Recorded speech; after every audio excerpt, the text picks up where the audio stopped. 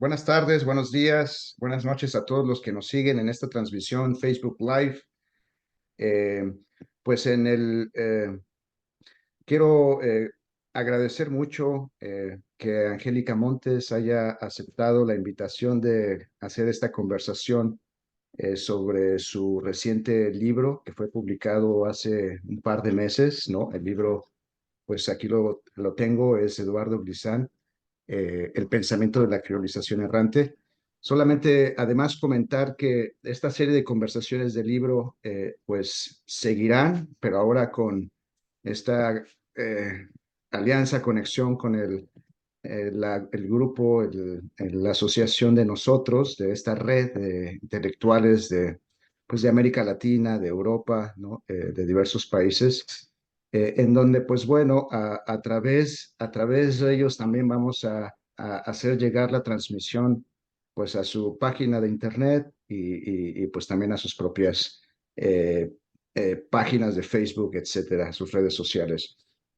Y bueno, simplemente decir que esta serie de conversaciones pues es sobre libros que recientemente se han publicado, y que también pues tiene esta idea de lo multilingüístico, de conversar en múltiples lenguas, en conversar en un pensamiento filosófico, conversar sobre ideas que puedan ser compartidos pues al público, ¿no?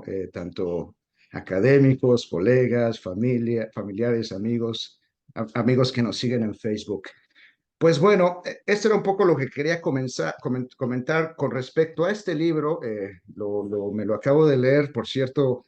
Yo vivo en Estados Unidos y yo tuve la oportunidad de conseguir el libro a través de Amazon, ¿no? Me llegó, creo que unos días, unas semanas posteriores al momento en que yo solicité el libro. Y bueno, he tenido la oportunidad de leerlo, este libro estos días, y quiero comentar que el libro es increíble, es maravilloso. Me encantó, es un libro que me atrapó, lo pude leer en 2 días, un par de días, lo dejé por algunas tareas, pero al finalizar creo que el libro está muy bien escrito, está muy bien organizado, y me parece que es fundamental y necesario en estos tiempos que vivimos de mucha supremacía racial, étnica, nacional, cultural, ¿no? Y que pues bueno, el pensamiento de Eduardo Glissant nos puede permitir confrontar, ¿no? Este tipo de realidades con un pensamiento, lo voy a, no lo dice así, pero hay un elemento ahí de la Torre de Babel, ¿no? Ese exilio, asilo de la Torre de Babel, en el sentido de que, pues, sabemos que en la Biblia se piensa que es como una especie de castigo por el pecado del hombre de querer llegar al cielo. Pero en este caso creo que debemos encontrarle las virtudes, ¿no? De hablarnos en diferentes idiomas, diferentes culturas, etcétera. Y creo que este libro apunta muy bien precisamente a esa diversidad y esa pluralidad cultural, lingüística, étnica, racial. Entonces, para comenzar, pues bueno, yo, Angélica, agradezco, la conocí hace 10 años, justamente en el 2014. Yo estaba en una estancia en París. En ese momento, pues Patrice Vermeuren me recibió en París, y Luis, su asistente, había tenido un par de conversaciones con ella sobre temas de diversidad cultural, y justamente ella me invitó, me dijo, oye, ¿no quieres participar como comentarista en en esta conferencia o en esta charla que se va a realizar sobre Eduardo Glissant? Yo en ese momento no sabía quién era ese pensador, y entonces empecé a investigar ahí, y entonces ahí fue donde yo conocí a Angélica Montes, ¿no? Ella se aventó eh, pues esta presentación. Me sorprendió su perfecto francés y eventualmente me acuerdo que creo que ese mismo día, un día posterior, nos vimos en un café, empezamos a charlar y nos dimos cuenta que teníamos objetivos, ideas muy parecidas y muy similares, y desde hace 10 años pues empezamos todo un proceso de colaboración que, entre muchas otras cosas, pues se ha consumado en este libro publicado francés que publicamos hace el año pasado, me parece, que es el de Utopies et Dystopies de l'Imaginaire Politique. Bueno, es un poco el contexto, ¿no? Ella es Angélica, ¿no? Se aventó un librazo tan necesario. Yo le quiero preguntar a Angélica, es cómo llega a este pensador, de Martinica, además, del Caribe, ¿no? Que escribe francés. Por favor, ¿puedes ayudarnos a, a describir esa trayectoria, por favor, de tu vida y la conexión con Glissant? Bueno, antes que nada, Obed, muchas gracias por esta invitación y a la red Nosotros, de la cual también pues estoy vinculada y se está haciendo un trabajo muy interesante desde ya hace 5 años. Entonces, esto hace parte justamente de esos procesos de difusión del pensamiento latinoamericano. Con respecto a tu pregunta, pues agradecerte la lectura que has hecho del libro, agradecerte tus palabras. Me complace mucho que te haya gustado el libro.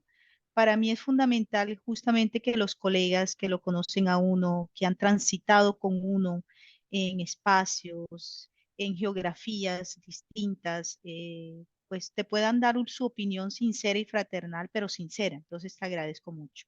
¿Cómo llegué yo a Edward Glisson? Bueno, yo soy originaria de Papeles, originaria de Colombia. Sin embargo, yo no nací en Colombia, yo nací en Caracas, Venezuela. Mis padres hicieron parte de esa transhumancia y ¿por qué voy a explicar esta anécdota de esta transhumancia migratoria hacia aquel país que en ese momento, en los años 70, era fuerte en su moneda y su economía? Entonces, me traen a Colombia, me nacionalizan como colombiana y yo crezco en Cartagena. Cartagena es un puerto, ¿no? Y Cartagena es un puerto que da al Caribe, pero que está de espaldas al Caribe. Y eso es la realidad de muchos lugares y muchos puertos. ¿Por qué lo digo? Porque en ese Caribe está, entre otros, la Martinica, Guadalupe, está Haití, está Santo Domingo y tantas otras islas. Y sin embargo, nosotros como caribeños, y por lo menos en el Caribe que yo crecí. Hoy es menos cierto, pero en ese momento, en los 80, 90, pues para nosotros el Caribe más cercano era la Florida, ¿no? Y en el mejor de los casos, Cuba. Entonces, ahí creció este señor, Eduard Glissón, ahí hizo su análisis importantísimo, lo que significa ser antillés. Y yo cuando hago mis estudios en Francia, en una tercera migración, ¿no? Mi primera migración fue involuntaria, que es de Caracas a Cartagena, y esta migración que hago sin becas, como muchos la hacemos, con la intención de seguir avanzando, hago mi maestría y hago mi doctorado acá en Francia, en París. Y justamente en mi doctorado aparece ya una pregunta mucho más fuerte que es, ¿qué significa ser negro? ¿No? Esa es una pregunta que yo ya me hacía desde la maestría, donde me acompañaron antropólogas, geógrafas en esa reflexión, pero yo venía de la filosofía y zapatero a tu zapato, mi doctorado decidí hacerlo en filosofía, pero no me abandonaba esa pregunta, ¿qué es ser negro? Y en ese buscar qué es ser negro, encontré que la respuesta era justamente pensarse lo que tú mencionas en algún momento, una charla previa que hemos tenido, la opacidad, ¿no? Es decir, que no podemos definir la negritud de una manera cerrada y definitiva. Y entonces empecé a preguntarme y a indagar sobre la teoría de la negritud, que es toda esa corriente que existió en los 60, 70, aquí, el panafricanismo, qué significaba ser negro en Colombia, ser negro en México, que se descubría que había negros en México hasta hace poco, ni siquiera constitucionalmente se reconocía la negritud en todos estos, lo que podríamos llamar el Caribe continental, y así fue llegando poquito a poquito a Grisón, y llegué a lo que para mí es un poeta, es una filosofía poética, una poesía filosófica, y me fui adentrando porque, como lo vamos a dialogar, ahí hay muchos elementos en su literatura y su poesía que sirven como herramientas para pensar la política de las identidades individuales y colectivas. Muchísimas gracias. No conocía yo esta parte tuya, ¿no? De que de estas 2 horas o 3 horas de migración, ¿no? Venezuela, Colombia, ¿no? A Francia. Entonces, me agrada mucho que nos compartas esta parte tuya, esta parte biográfica. Ahora, no sé, ya entrando un poco al tema del libro, pues Principalmente, pues hay una parte que me gustaría que nos que conversara sobre el concepto de creolización, ¿no? Que me gustó mucho la estrategia que utilizas de no traducirlo al español, sino mantenerle la palabra en francés, ¿no? Porque tú comentas, nada más voy a adelantar esto y ya después me gustaría que nos explicaras que si uno lo traduce al español, de repente podría llegar a confundirlo con el tema del criollo, ¿no? Del criollismo. Sí. Y bueno, y pues no sé si me gustaría que pudieras elaborar un poco sobre el concepto en sí mismo y cómo es que a lo mejor a través de eso va desplegando ya las diferentes dimensiones del propio Glissant, ¿no? Desde una beta quizá filosófica, quizá una forma poética, política, ¿no? Y ahí, pero ahí se van atravesando todas esas dimensiones en ese concepto. Sí, lo primero es decir que el subtítulo de este libro, porque esto es una colección que se llama Rostros del Pensamiento Iberoamericano, ¿no? Filosófico, caribeño, latino, y lleva por título el nombre de las o los autores que se van trabajando. Ya hemos tenido, ya se ha trabajado, ya ha habido una publicación sobre otros autores de la región y de Iberoamérica. Pero el subtítulo es importante porque dice el pensamiento de la creolización errante. Efectivamente, yo lo que busco es situar esa categoría de creolización y lo escribo como en francés con una T, creolización y una S, ¿no? Y no como criollismo, criollización, por las razones que de manera somera acabas de mencionar y que voy a profundizar.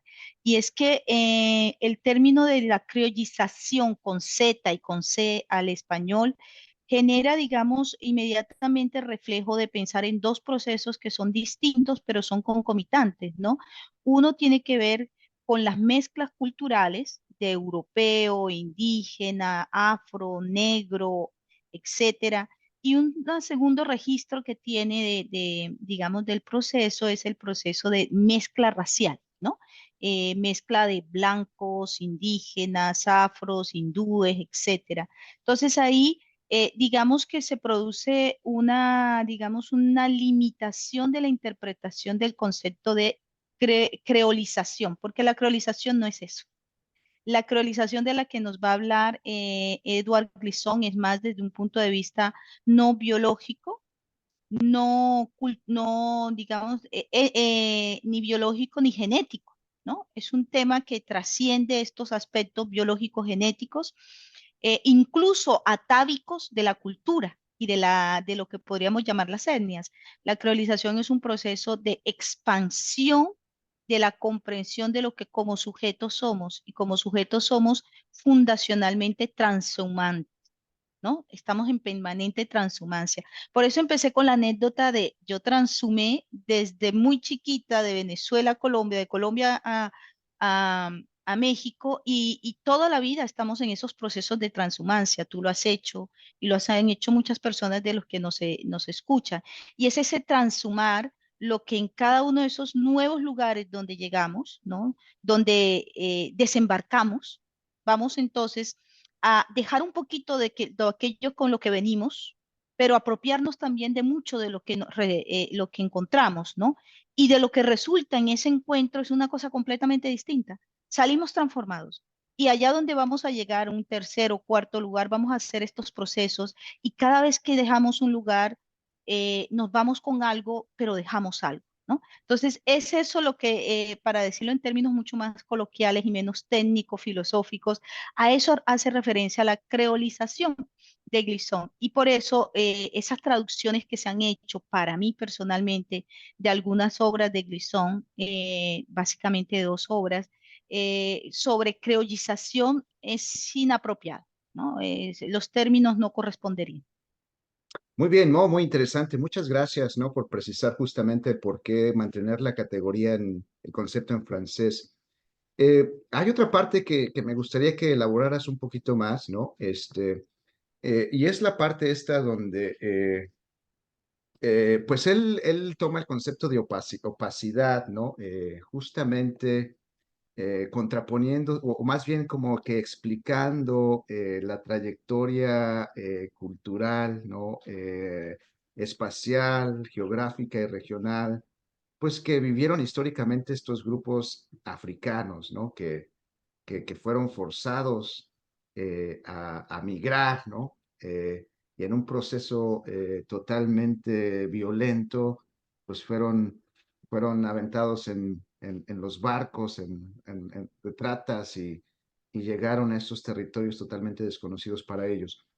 Pero algo que mencionas, y bueno, esto tiene mucho que ver con conceptos que están ahí flotando, ¿no? Por ejemplo, el concepto de Du Bois, de la doble conciencia, que también hay Frantz Fanon, ¿no? Este pensador eh, eh, caribeño retoma, ¿no? Y entonces eso le permite hacer su famoso libro de Máscaras Blancas, Piel Negra, este juego de las dobles máscaras. Ahora que estoy leyendo también El laberinto de la soledad de Octavio Paz habla de la máscara mexicana, ¿no? Como Ujú. ese, pero hay un elemento de opacidad porque no se puede ser auténtico cuando hay un proceso tan de tal violencia que de repente queda como en lo opaco. Pero lo que me gusta mucho es que el concepto de creolización no es sobreponer lo negro sobre lo blanco, no es sobreponer lo africano sobre lo europeo, sino que más bien ese concepto de creolización escapa ese aspecto jerárquico. No sé si nos podrías elaborar un poquito sobre este tema. Bueno, voy a tratar de ser lo más clara posible. Lo que ocurre es que se opera, Edward Grisón es un hombre prolífero en sus producciones, más de 30 obras, casi 50 o quizás pasó por ahí, muchas cosas seguramente no las publicó entre poesía, o literatura, ensayos.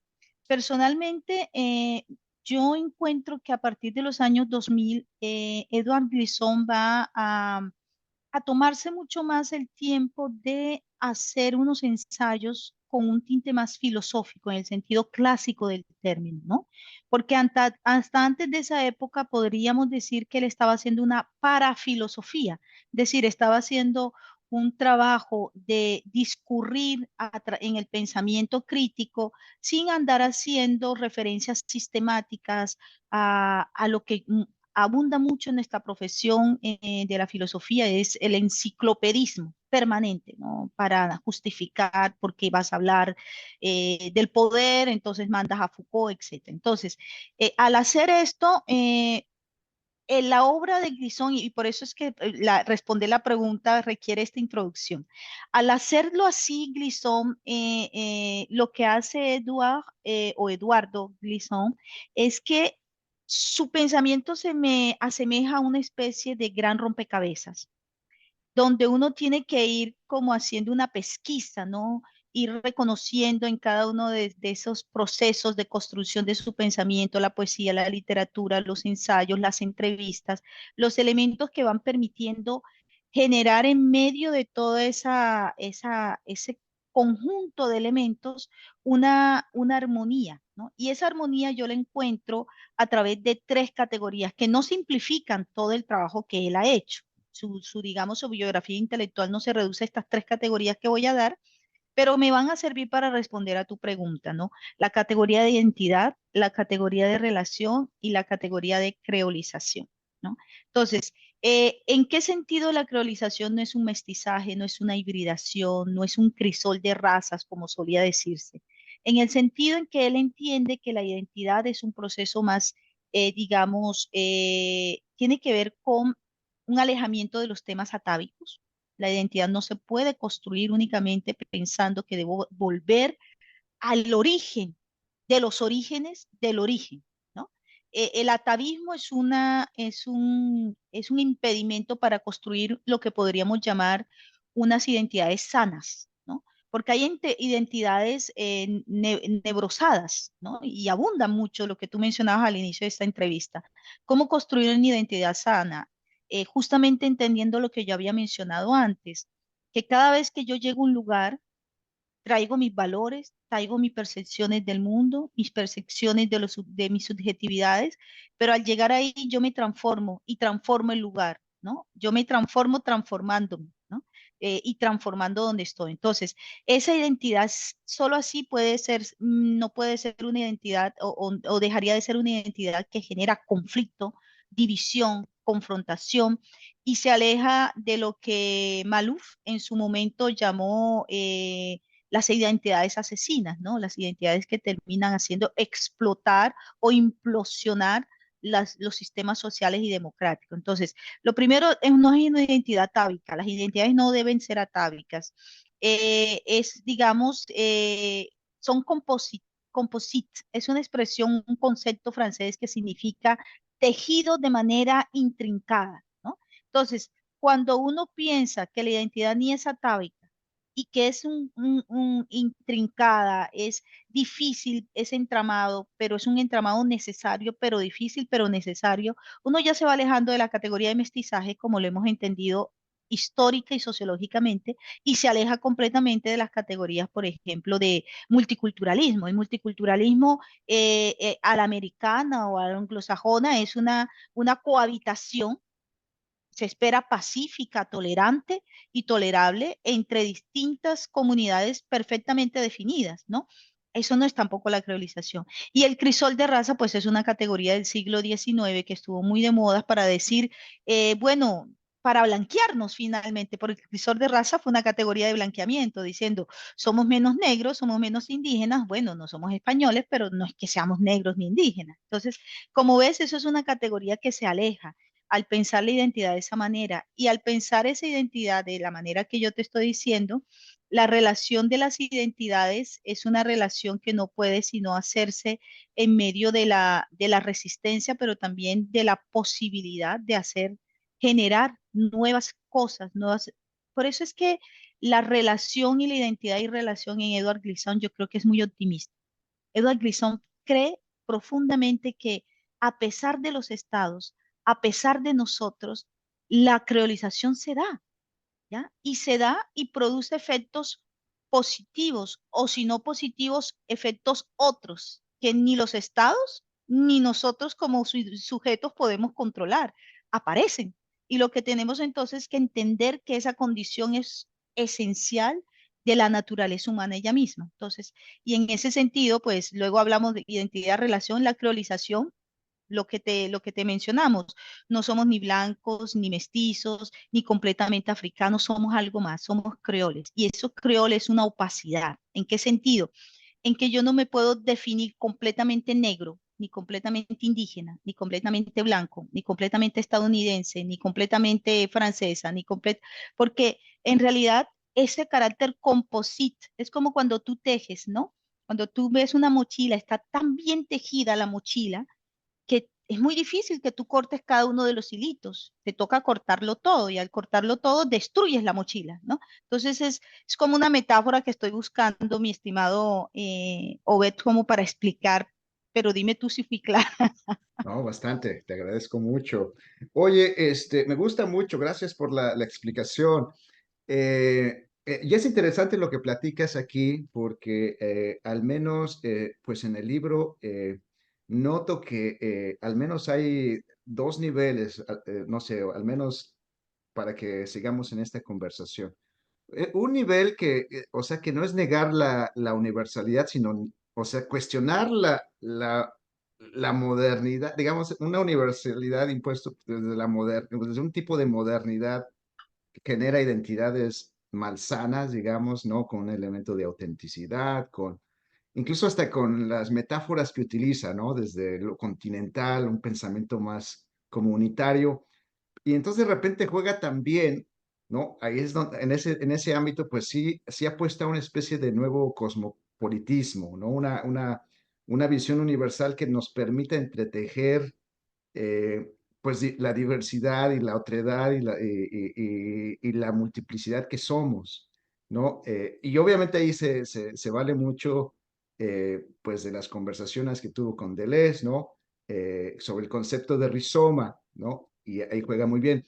Pero por el otro lado también utiliza estas categorías que son muy interesantes como las referencias espaciales, como este pensamiento archipiélago, ¿no? O sea, eso me llamó mucho la atención porque más allá de lo continental, una mirada continental de un continente así masivo, gigante, pues más bien él alude a estas pequeñas islas, archipiélagos, ¿no? Y que habla sobre esa diversidad, ¿no? De expresiones. Pero también usa otra referencia espacial o geológica, no sé cómo llamarlo, de ese pensamiento temblor o ese pensamiento que se mueve, puede mover las identidades y que de repente eso también nos permite entrar a un mundo que es como asistemático, caótico, un mundo abierto, un mundo de posibilidades. Entonces, no sé si nos podrías elaborar un poco más sobre estos conceptos en particular. Sí, como lo mencionaba, siendo un hombre que estudió filosofía en la Sorbona, es un hombre cultivado, un hombre que en la época para la cual vive, en los años 50, nace en 1925, pero viene joven a hacer sus estudios a París, ahí se encuentra con Senghor, se encuentra con Césaire, con Fanon, y en transcurso de su vida va a encontrarse con Foucault, Deleuze, Derrida, Bourdieu y toda esa élite intelectual, Simone de Beauvoir, probablemente tantos otros que nos referencian, ¿no? Entonces, pero a pesar de su cercanía con la filosofía, y esto es una pura especulación, porque yo no tuve la oportunidad y el placer de conocer directamente a Edouard Glissant, lo conocí tarde, ¿no? Llegamos como una cita tarde, llegué tarde a la cita, ¿no? Pero leyendo algunos libros de personas muy cercanas a él, como Chamoiseau, que es uno de sus más cercanos y fue uno de sus más cercanos colaboradores en términos de diálogo intelectual con él, o a Nudelman, que es un francés que ha escrito también mucho sobre él, me da a mí la impresión que Glissant es una persona que quiso hacer la filosofía como a veces nos ocurre en estado de rebeldía, es decir, sin tener que circunscribirse necesariamente a las lógicas institucionalizadas de lo que significa hacer la filosofía. Y entonces él tiene una libertad que no tiene el académico de la filosofía, ¿no?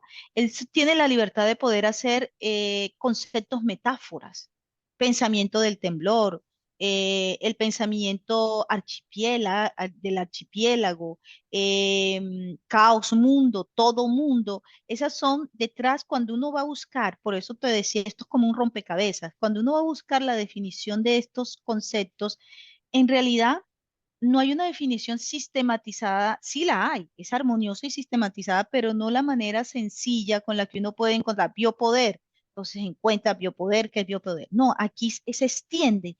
Y yo creo que eso hace que el trabajo de la poética filosófica o la filosofía poética de Edouard Glissant sea consecuente con lo que dice, ¿no? Consecuente con sus propios conceptos. Entonces, esas categorías de filosofía del temblor, el caos, la filosofía del caos, el todo mundo, son metáforas o conceptos metafóricos que tratan justamente de explicar ahí donde hay opacidad, ahí donde hay relaciones intrincadas en tensión permanente, no es posible presumir de la posibilidad de dar respuestas totales y absolutas. No podríamos y no podemos, ¿no? Y la prueba es que cada vez la historia nos muestra que a nuestras respuestas absolutas, la mayoría de las veces nos resulta que se nos salen de las manos y las respuestas quedan cortas con respecto a lo que ocurre. Entonces son metáforas. La filosofía del temblor hace referencia justamente a eso, a que el pensamiento está en movimiento, ¿no? No es estático, como tampoco lo son las identidades. El todo mundo y mundo caos son dos, lo que yo lo llamo así en todo caso, dos conceptos metafóricos para hablar justamente de la capacidad que tienen las cosas de estar digamos, en una situación de permanente incertidumbre, pero que en esa incertidumbre, a pesar de esa incertidumbre, se encuentran caminos de construcción de cosas nuevas y cosas que pueden dar respuestas a temas muy concretos. Y luego llegaremos a los temas concretos, porque obviamente Edward Glisson habló mucho de esto, pero la política como lo conocemos, no lo político, todo esto que te estoy diciendo habla de lo político, ¿no? De lo, de lo ontológico, pero no de lo óntico, ¿ya? ¿Cuál ha sido de verdad lo que yo podría llamar la traductibilidad de lo que dice Eduard Glissón a la política, a la democracia, al capitalismo, a los estudios económicos? Ese es otro tema, ¿no? Pero entonces aquí estamos en esa producción, ¿no? Producción de unas metáforas que resultan novedosas, interesantes, fuera de lugar con respecto a los autores. Estamos hablando de los años 90, de los años 80, donde cada uno tenía su categoría, donde había que seguir un esquema, ¿no? Y él rompe el esquema, él se sale del cuadro con esto. Entonces eso es lo que le permite esa libertad, ¿no? Salirse del cuadro para hablar de la filosofía a través de la poesía y a través de la literatura, y no hablar de literatura y poesía dentro de la filosofía. Creo yo que hizo el camino contrario. Y si quieres te respondo enseguida a lo de la universalidad y universalismo. Lo que ocurre es que Edward Glissón es un moderno. Se ha hecho una lectura, a mi manera de ver, errónea de cómo posicionar a Edward Glissón en el panteón hoy en día de los y las autoras, ¿no? Eh, en América Latina se les ha dado a algunos colegas por decir que Edward Glissón es un decolonial. Nada más lejano a un decolonial que Edward Glissón, ¿no? En el sentido en que Edward Glissón no le está apostando a recuperar un pasado perdido en ese abismo que fue la esclavitud y la trata negrera, como él lo cataloga, es un abismo, ¿no? Un abismo total en el que caímos, y pocas veces han habido abismos así. El fascismo fue un abismo, la esclavitud y la trata de negra fueron un abismo, y sí hay que leerse. Entonces, su intención, porque les recuerdo nuevamente, está rodeado de toda esa gran generación que trabajó el tema de la negritud, ¿no? Y del panafricanismo. Estaban rodeados de sujetos como dialogaba con temas como con los abordados por Fanon. ¿Hasta qué punto nosotros interiorizamos tanto la inferioridad que terminamos acusando al otro de en realidad un problema que tenemos también que trabajar nosotros mismos, ¿no? Todos estos temas aparecen en la obra de Eduard Glissón, y Eduard Glissón no es un decolonial. Que nosotros lo queramos leer a la manera hoy de un decolonial desde la perspectiva de alguien en América Latina es válido, ¿no? Pero Eduard Glissón como tal nunca se definió como un decolonial. Eduard Glissón, obviamente, probablemente se hubiese definido un postcolonial en el sentido histórico, una lucha contra todos estos temas de racismo, racialización de las relaciones políticas y culturales. En ese sentido, sí. Entonces ahí, cuando yo lo ubico en ese puesto de la relación de una crítica al universalismo, pero acepta la universalidad, ¿no? El universalismo es totalizante, es ese esquema utilizado desde las tradiciones institucionales, ya sea universitarias, políticas, culturales, diplomáticas, desde lo que se llama hoy la Europa, el occidente, ¿no? O el eurocentrismo, al que hay que meter, por supuesto, a Estados Unidos y a otros países anglófonos. La manera como se estructuró haciendo algo que llamamos lo universal, ¿no? Eso hace que solo se haya como institucionalizado unas solas formas de entender el mundo económicamente, académicamente, culturalmente, sexualmente, religiosamente, ¿no? Afectivamente. Pero eso no borra, eso que criticamos no debe borrar el hecho de que hay una universalidad. Esa universalidad está dada por la condición de humanos, ¿no? Y ahí es donde empieza todo ese trabajo de identidad, relación, creolización, porque no hay que perder esa condición de lo que nos une, de que yo esté en India, que esté en México, en Colombia, esa condición de género humano. No sé Muy si... bien, muy bien. No, buenísimo, buenísimo. Gracias. Muy interesante. Fíjate que tocaste un poco en tu respuesta. algo sobre el concepto de esto que trabajas ya en tu tercer sección, capítulo, no sé cómo llamarle, sobre lo político y la política, ¿no? Y me gusta mucho porque ahí haces un matiz, ¿no? La política, esa forma óntica, como que es la parte institucional, lo que conocemos, las leyes, ¿no? Estados-nación, fronteras, pues lo que vivimos, ¿no? Los pasaportes y todo este rollo que es el mundo que existe hoy en día, ¿no? Y que bueno, pues obviamente esto nos lleva pues a pues nacionalismos, identidades colectivas, ¿no?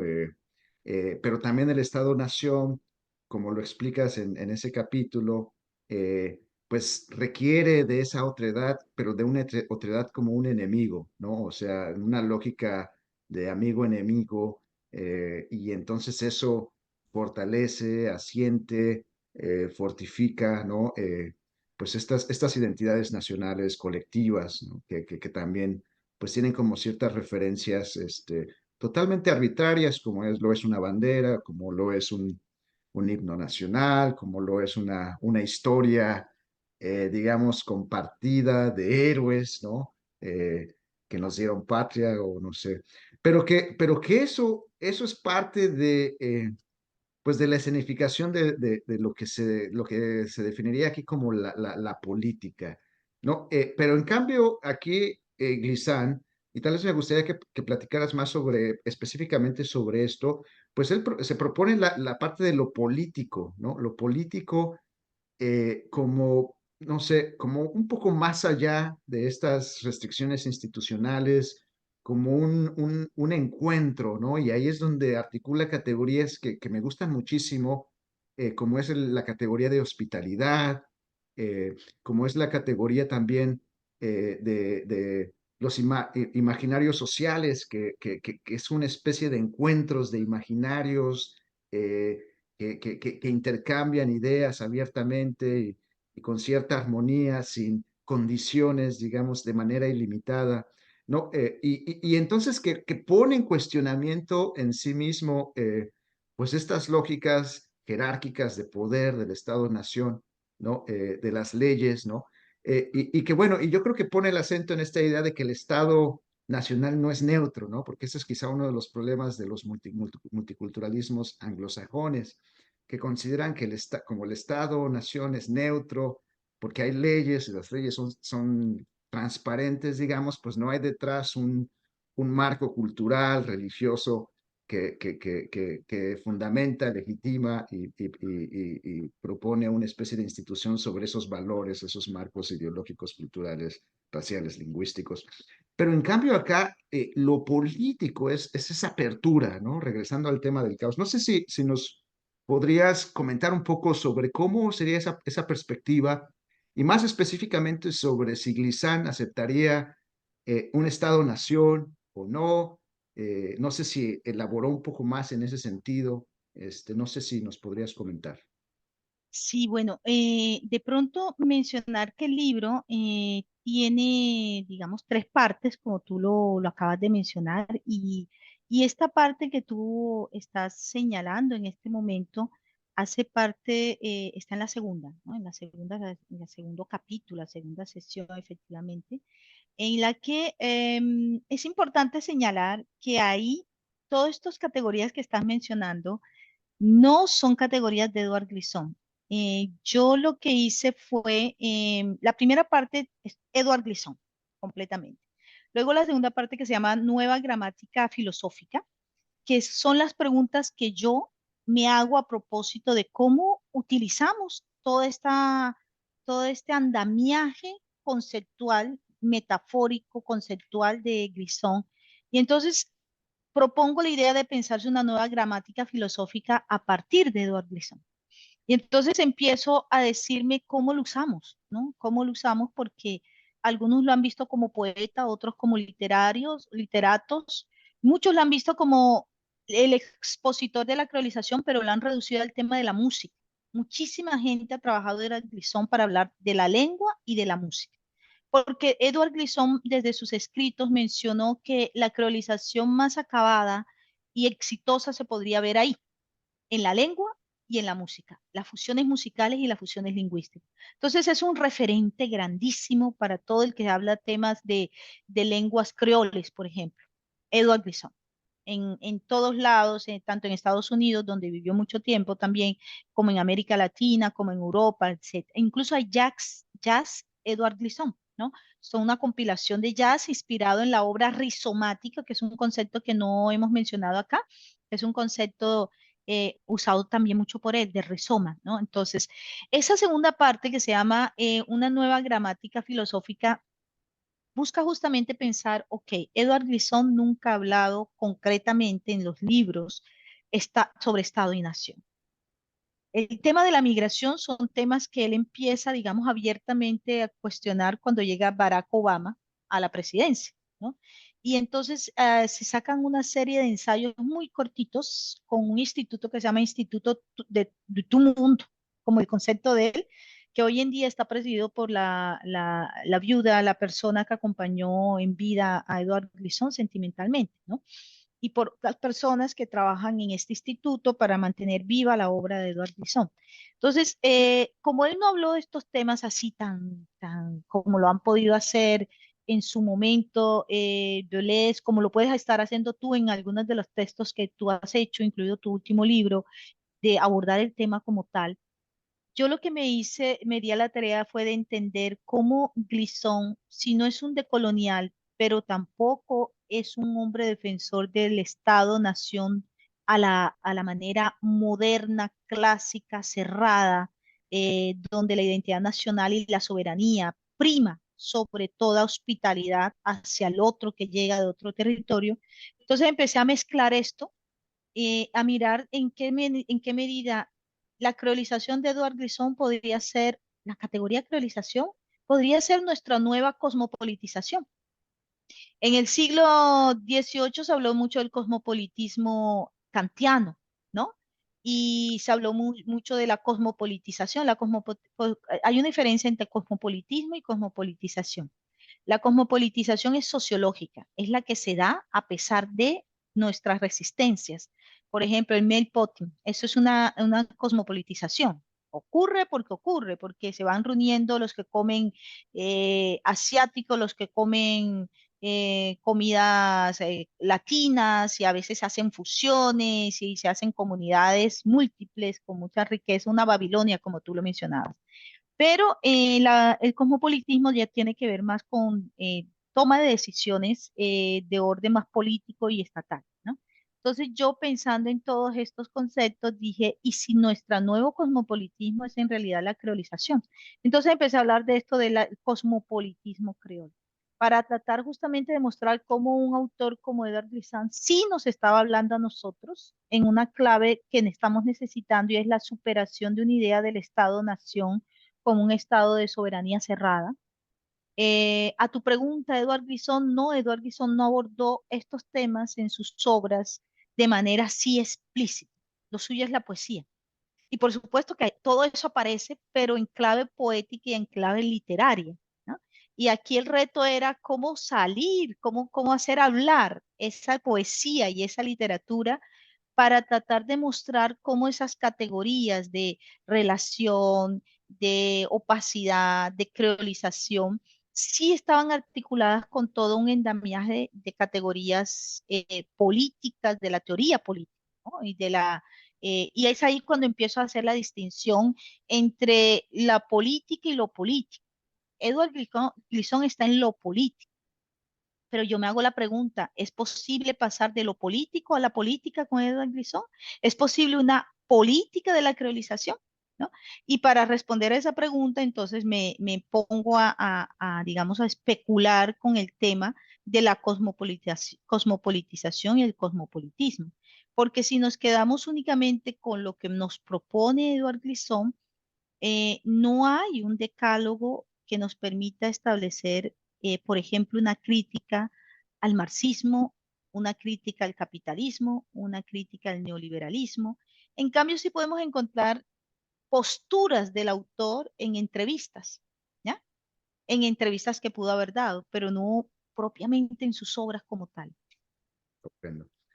Y bueno, justamente te iba a comentar ya que estás tocando el tema de, del capitalismo, del neoliberalismo, y se conecta un poco con esta parte que mencionas al final sobre pues lo poscolonial, ¿no? La decolonialidad, ¿no? Incluso hasta me gusta que te aventuras a hablar de una primera decolonialidad, una segunda decolonialidad. eh, eh, y yo sé que hay otras categorías que están por ahí jugando, ¿no? He escuchado también la noción de anticolonial, lo anticolonial. Y bueno, pues ahí están en juego estos aspectos. Y bueno, obviamente hay diferencias en cada una, ¿no? Tanto el hecho de, pues, qué hacer con el Estado-Nación, ¿no? Si lo tomamos en serio y desde el Estado-Nación hacemos cambios, transformaciones, o hay quienes dicen, bueno, pues hay que escapar totalmente del Estado-Nación, no sé, desde una mirada de los nómadas, una perspectiva nómada de organizaciones locales, ¿no? Antiestatales. Y también hay quienes, pues, toman este tema seriamente de qué hacer con el marxismo, ¿no? Hay quienes dicen que igual, pues, no es necesario hacer una reflexión de estos temas desde la mirada económica marxista, y hay quienes dicen que sí, que hay que volver a hacer esa reflexión, entender estas categorías de lo económico, del trabajo, como para pues finalmente entender que hay que ir más allá del capitalismo. Entonces, yo te quiero hacer esa pregunta. ¿Tú cómo lo ves? ¿Cómo ves esos dilemas, digamos, donde estamos un poco atorados? Bueno, lo primero es que, digamos, coincido en aquellos que piensan que no todos los autores deben ocuparse de los mismos temas, ¿no? En el caso de Edward Grisón en sus obras no se ocupa del tema de la filosofía económica, ¿no? O de la política y la economía en sentido de vinculación entre cómo un sistema estatal organiza los sistemas de producción, llámese neoliberal, llámese capitalista, llámese marxista. No es su preocupación central. Dicho esto, yo creo que de todas maneras en todo el trabajo que se elabora sobre la identidad, el tema del capital, el tema del Estado fuerte o mínimo, de manera como se organizan, digamos, lo que Bourdieu, Foucault y otros llamaban la razón de Estado, ¿no? Es fundamental también para el tema de las identidades. Si hay una organización de las instituciones estatales, es decir, eso le llaman, para los que no están familiarizados, se llama razón de Estado a la manera como dentro de un Estado nacional se organizan las instituciones, entiéndase ministerios, departamentos, con una lógica, ¿no?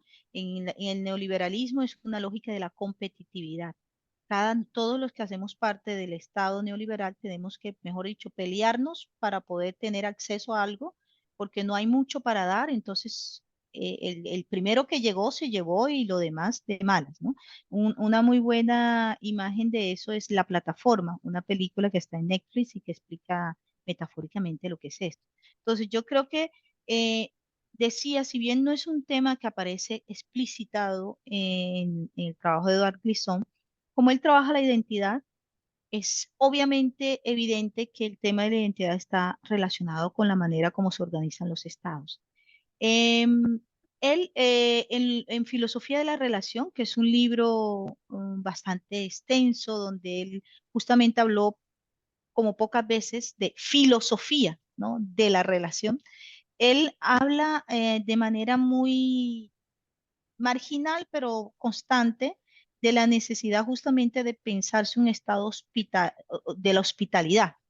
Y obviamente un estado de la hospitalidad, un estado que tiende a pensar en el otro y con el otro, y en ese sentido tendría que tener unas políticas migratorias mucho más, digamos, abiertas, mucho más sanas, mucho menos represivas. es un Estado que necesariamente se aleja de lo que podríamos llamar un Estado neoliberal mínimo, como el que está proponiendo alguien como Milei en Argentina, ¿no? Es una idea del Estado que curiosamente se parece mucho, y esto no sé si los conocedores de Edouard Glissant estarán de acuerdo conmigo o no, a una idea del republicanismo francés. Finalmente, gran parte de la lucha política, no solo de Grisón, sino de Césaire, de Fanon, de Senghor, no fue destruir el Estado-nación republicano, sino lograr que ese Estado-nación republicano reconociera la alteridad negra y reconociera la alteridad de aquellos que habían sido objeto del abismo de la esclavitud y el abismo de la trata negrera. Y la lucha de ellos no fue destruir el Estado. Por eso es que cuando se hacen lecturas, casi en alguna vez leí una lectura casi anarquista de Glisón, pues me reí, porque en realidad las luchas políticas de las personas como Edward Glisson y su generación no fue destruir el Estado, sino cómo hacemos que ese Estado, cuyas virtudes republicanas de igualdad, equidad, fraternidad, bueno, eso es otro debate, hasta qué punto esas son o no son traducibles cotidianamente, hasta qué punto alguien se siente libre, fraternal, con todos, etcétera. Detrás de eso lo que buscaban era esa vinculación de las alteridades negras africanas, en el caso de ellos, antillana, a la república, ¿no? Al mismo título que la podían tener una persona nacida acá, en territorio francés, porque por eso menciona él su gran drama de la departamentalización de esa isla, ¿no? Que lo que hizo fue asimilarla, pero nunca se produjo lo que hoy está pagando Francia, es reconocer la alteridad y hacer que esa alteridad tenga una equivalencia real, simbólica, cultural y política.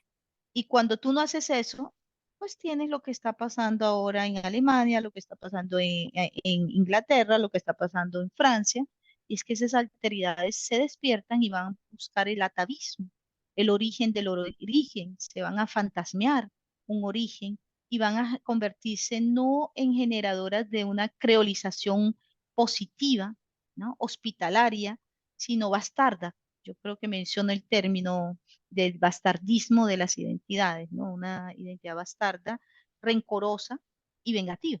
Entonces di una vueltica, pero creo que respondí. Ya, muy bien, buenísimo. No, no, no, pues yo creo que pues ahí está, ¿no? Pues está la invitación para que pues a quien pues se anime, ¿no? A leer este libro. Me pareció un libro genial otra vez, ¿no? Lo menciono, son categorías fundamentales, ¿no? Hay que pensarlas, hay que darlas. Yo creo que yo me quedo principalmente con la crítica a la idea de identidad, ¿no? O sea, ese interés de tratar de buscar quizá nuevos conceptos, nuevas nociones, porque creo que ya lo habíamos discutido en con algunos amigos y grupos, ¿no? A mí no me convencía esa categoría simplemente porque lleva implícito la idea esta de lo auténtico, de lo mismo, de mirarte tú en el reflejo y a ti mismo, y entonces como que se pierde la mirada de la otredad, ¿no? Esa mirada de la otredad como algo simétrico, que sí entiendo yo, creo que una de las dificultades quizá aquí es cómo mirar a alguien pues que a ese otro que ha abusado pues de ti, te ha esclavizado, o sea, yo creo que ahí están esos procesos eh, que son complicados de lidiar, pero también es como recíproco, ¿no? O sea, sí tienes razón que tiene que ver una parte ahí de un juego de compromiso de ambas perspectivas, ¿no? Y que finalmente puedan llegar a armonizar una mejor relación. En el compartir un espacio, ¿no? Un espacio social, un espacio político, Y, y etcétera. de, y de pronto, perdona que quiero Sí, mencionar algo adelante. porque me parece importante, es también hasta dónde se llevan esas heridas morales históricas.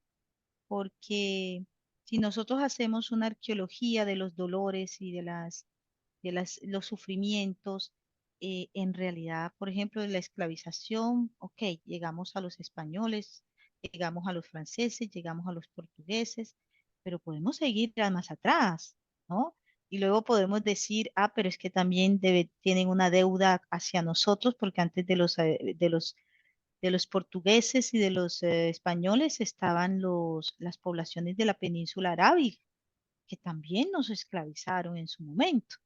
Ah, pero hay que ir más para atrás, entonces llevémosla a Roma, solicitemos a Roma y al Vaticano que pues nos indemnicen, porque finalmente el proceso también de esclavización, ¿ves? Entonces yo creo que llega un momento en que uno también tiene que hacer la autocrítica de, en la escala de la identificación del origen de la herida moral, ¿hasta dónde nos vamos?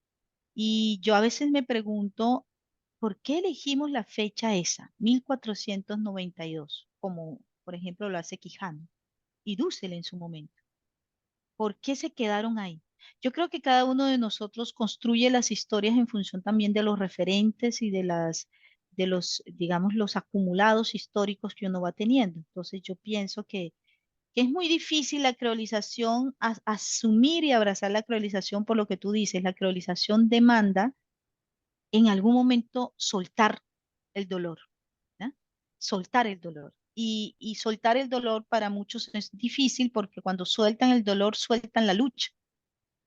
Muchas de las personas que están en los procesos de resistencia están anclados al dolor porque ese es el dolor que les permite, les da la fuerza para levantarse, para volver a resistir, ¿ya? Y soltar el dolor de alguna manera es dejar ir, dejarse ir, ¿no? Entonces, el proceso de la cronización demanda esa hospitalidad de también soltar los dolores. Entonces, no es un proceso chamánico ni un proceso de sanación, pero aquí escuchándote hablar me hiciste pensar en eso. Eso no aparece para nada en el libro, ¿eh? Esto lo estoy mencionando acá contigo. Interesante, no, esa es una gran reflexión, ¿no? Aunque por el otro lado también eh, pensar en el dolor, ¿no? Eh, darle palabra al dolor, darle un sentido al dolor, darle vueltas al dolor, Es fundamental, es puede, fundamental, puede ser también como, puede cerrar un poco el ciclo, ¿no? claro. Porque hay veces que, pues a veces queremos saber por qué pasan las cosas, pero en ese proceso de darle vueltas al dolor, pues también te puedes encontrar a ti mismo, ¿no? Y obviamente la otredad, pero desde una... Que ahí está, hay un tema interesante, yo sé que igual ahí el psicoanálisis tiene dos posiciones, ¿no? Una de, pues si lo nombramos, resolvemos el trauma, el problema, y hay otros que dicen, no, pues ni siquiera nombrándolo, vamos a salir del círculo, ¿no? Del círculo. Pero yo entiendo que sí es un proceso complejo, pero al menos yo siento que es necesario abrirlo, ¿no? Abrirlo y yo creo que eso invita a ese proceso de creolización y de no identidades, nos invita a hacer esos viajes internos, ¿no? E ir de un lugar a otro. Yo creo que incluso el preguntarse sobre esos dolores nos permitiría hacer ese Sí, pensamiento temblor, ¿no? Esas sí, fracturas que de repente nos permitan a llegar a un nuevo momento, una cuestión de un horizonte, ¿no? No sé, yo quería sí. compartir eso de manera rápida. Pero bueno, pues Angélica, pues te agradezco muchísimo, ¿no? Espero pues que te haya agradado la conversación. Para mí fue un placer, la verdad es que aprendí montones con el diálogo que estamos entablando. Pues simplemente es a la gente que nos está escuchando, pues que se animen a leer el libro, ¿no? El libro se publicó en Herder, que es una casa editorial, pues de bastante renombre y de bastante distribución pues en el mundo hispanoparlante, entonces, pues ojalá pues que la gente, pues pueda acceder al libro, te lea y pues que realmente pongamos a reflexionar estas ideas pues lo pongamos un poco en nuestra Lebenswelt, ¿no? En nuestra vida cotidiana, ¿no? Hay un Sí, poco atrapando el concepto con Habermas No, y que tú lo refieres. Pues muchísimas gracias, Angélica, y bueno, pues gracias a todos los que nos siguieron, gracias. y bueno, ahí Gracias, Obed. estamos. No, muchas gracias por la invitación. Me sentí muy cómoda y decirles que, como tú dices, se animen. Es un libro muy barato. En realidad es un libro cortito. Es un libro que para leer tiene 85 páginas solamente. El resto son biografías, etcétera. Y la verdad, y yo quiero resaltarlo, Obed, está escrito para que el mayor número de personas lo puedan entender. Por lo menos eso era lo que quería, un libro fácil de leer, que pudiera atrapar y espero de verdad que además es el primer libro en lengua española de una biografía intelectual de Eduard Glissant. O Oh, sea, wow, no se había escrito algo como eso, entonces te agradezco mucho a qué ti, bonito, qué agradezco mucho a bonito. la red nosotros y bueno, éxitos a esta nueva emisión esta nueva misión de entrevistas que estás iniciando. Pues muchísimas gracias, Angélica, y pues bueno, muchísimas gracias a todos y estamos en contacto. De pronto decir que se consigue en Amazon y se consigue también en varias librerías virtuales y bueno, entonces es muy sencillo de Claro, conseguir. claro. Como dije al principio, yo lo conseguí en Amazon, me llegó en algunos días, ¿no? Entonces, pues es de fácil acceso. Pues muchísimas gracias, Angélica, y pues seguimos, ¿no? Hasta luego. Gracias.